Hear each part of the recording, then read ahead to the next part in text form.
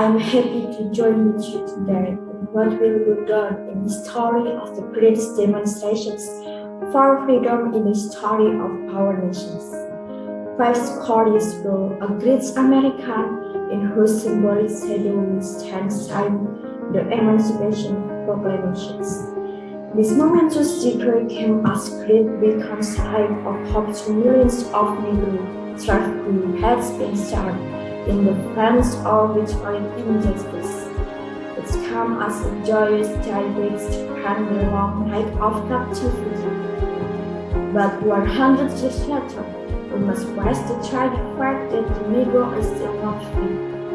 100 years later, the life of the Negro is still sadly credited by the many causes of segregations and the chance of discriminations. 100 years later, the Negro lives on a lonely island of poverty in the midst of vast oceans of material prosperity. 100 years later, the Negro is still languishing in the corners of American society and finds himself an exile in his own land. So, we have come here today to dramatize appalling conditions. In a sense, we have come to our nation's capitals to cast checks.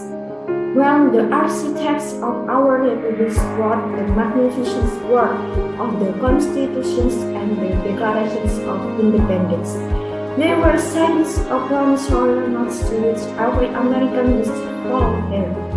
This note was a promise that all men would be granted the inalienable rights of life, liberty, and the pursuit of happiness.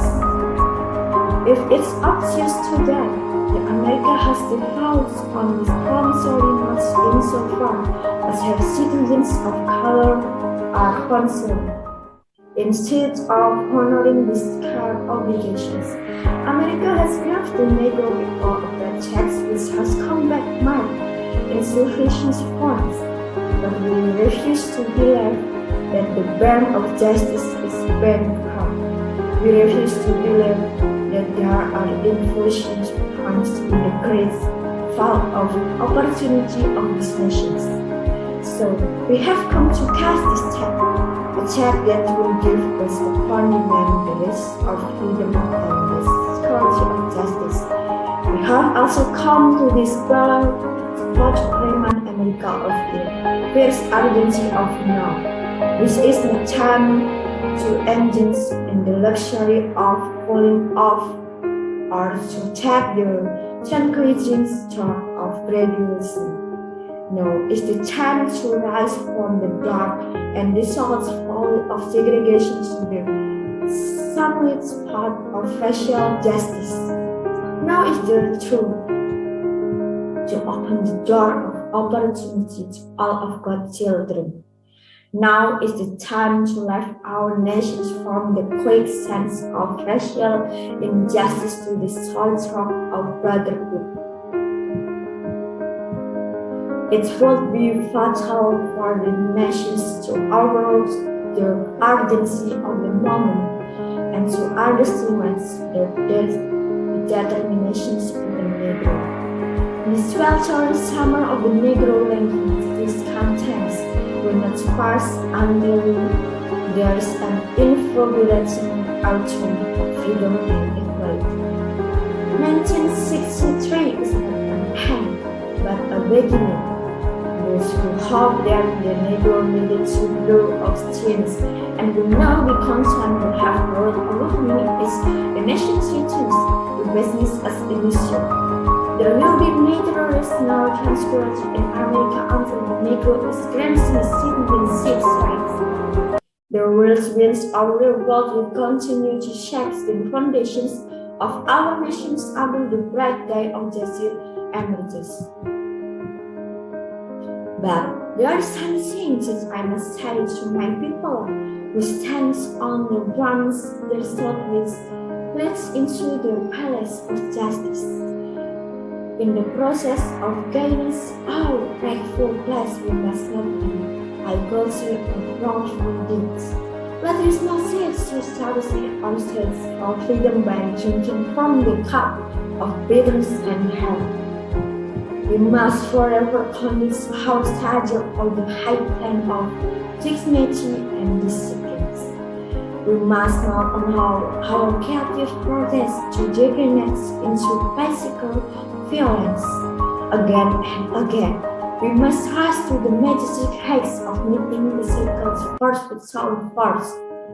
The marvelous new militant which is entering us, the Negro community, must not hide of the discharge of a white people, for many of our white brothers, as evidenced by their presence here today, have come to realize that their destiny is tied up with our destiny, and their freedom inextricably bound to our freedom.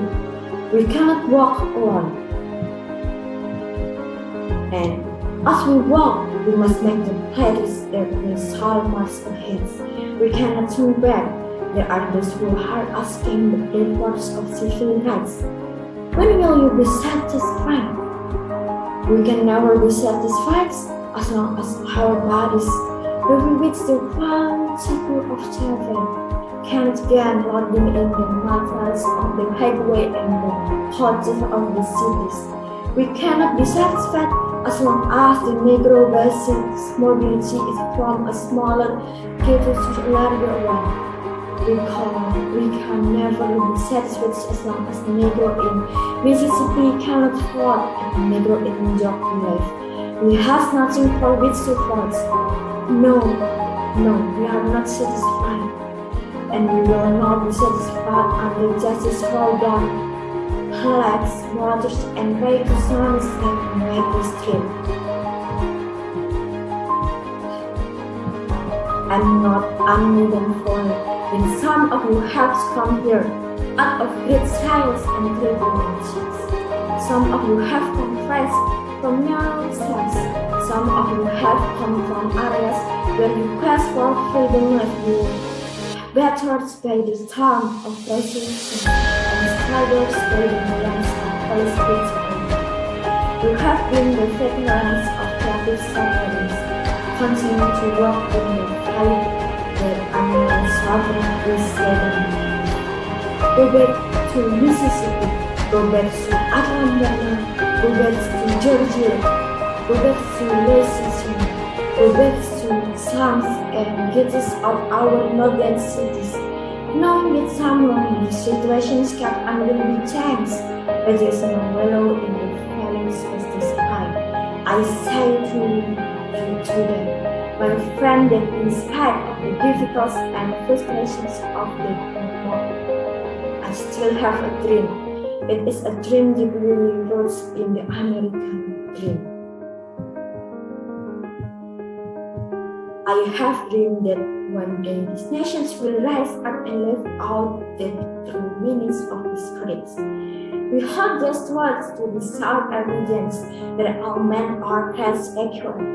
I have a dream that one day on the red hills of Georgia, the sons of former self and the sons of former son of women will be able to sit down together at the table of brotherhood.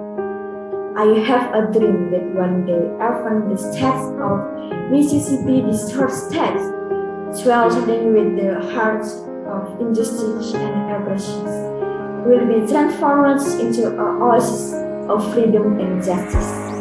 I have a dream that my 4 children will one day live in a nation where they will not be judged by the color of the skin but by the content of their character.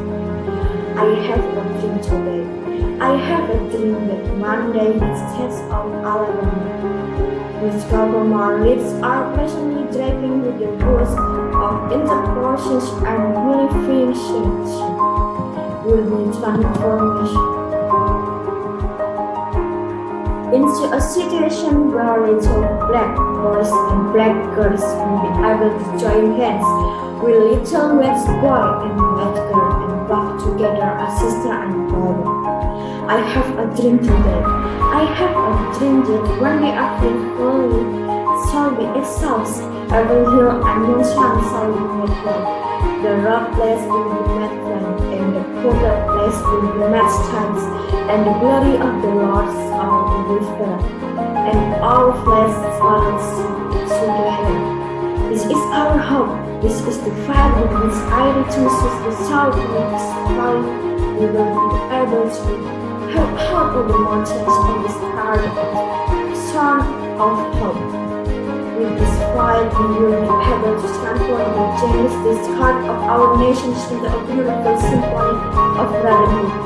With this flight, we will be able to walk together, to cry together, to struggle together. We will be joy together, to stand up of freedom together, knowing that we are freedom.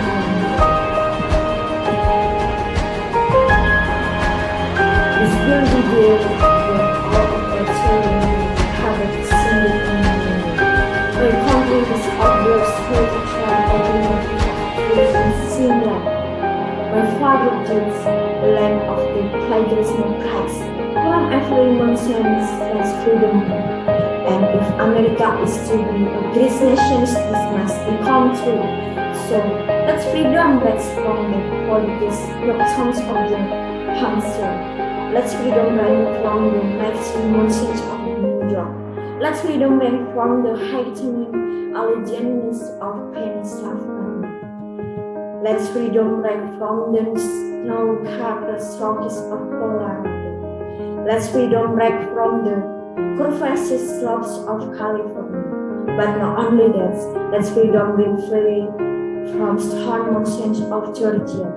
Let's freedom free from lockout mountain of Tennessee.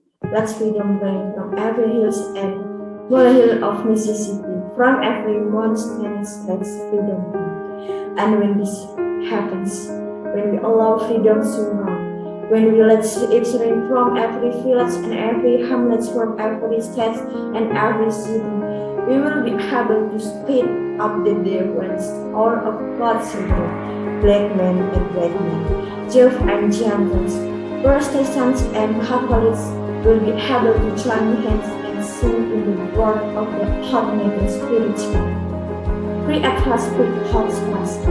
Thanks God Almighty, we are free at last. Thank you for your attention.